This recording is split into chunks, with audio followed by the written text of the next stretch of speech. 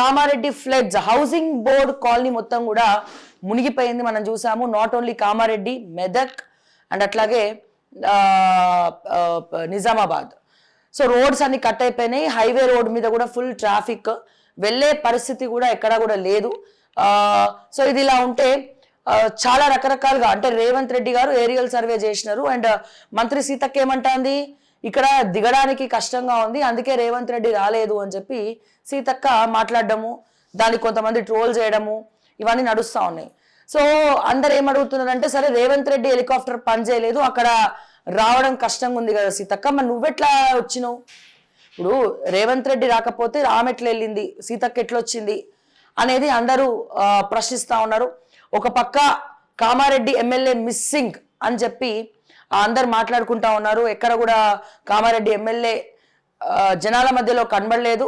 So ఏదైతే ఎన్నికల అప్పుడు చెప్పినటువంటి డైలాగులు ఉన్నాయో, సో సినిమా లెవెల్లో అది ఇక్కడ ప్రాబ్లం వచ్చేసరికి ఎక్కడ కూడా మాకు కనబడలేదు అని చెప్పి స్వయాన అక్కడ ఉన్నటువంటి కామన్ పబ్లిక్, ఇది ఏ వేరే రాజకీయ నాయకులు లేకపోతే చెప్తున్నటువంటి చేస్తున్నటువంటి పుకార్లు అయితే కాదు, మొత్తం మార్నింగ్ నుండి వేరే వాళ్ళందరూ రంగం సిద్ధం చేసుకున్నాక రాత్రి అందరూ క్వశ్చన్ చేయడంతో వెళ్ళి అక్కడ మళ్ళీ అందరినీ పరామర్శించి రావడం జరిగిందని చెప్పి చెప్తా ఉన్నారు కామారెడ్డి వాసులు.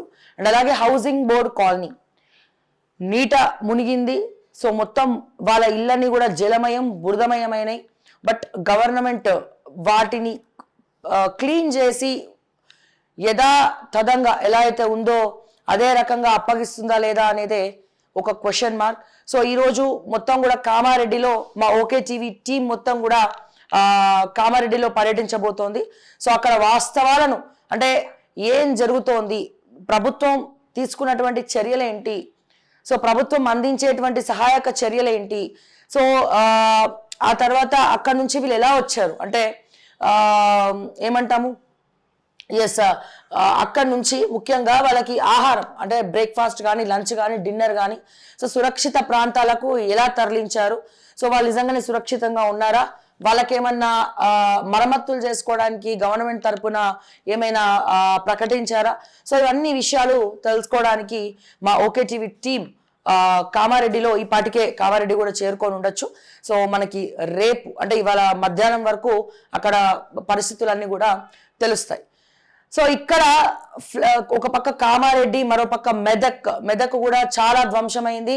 సో సుమారు 2000 కిలోమీటర్ల దాదాపు హైవే రోడ్స్ అన్ని కూడా R&B రోడ్స్ అన్ని కూడా కట్ అయిపోయినాయి. సో మళ్ళా రోడ్స్ వేయాల్సినటువంటి పరిస్థితి.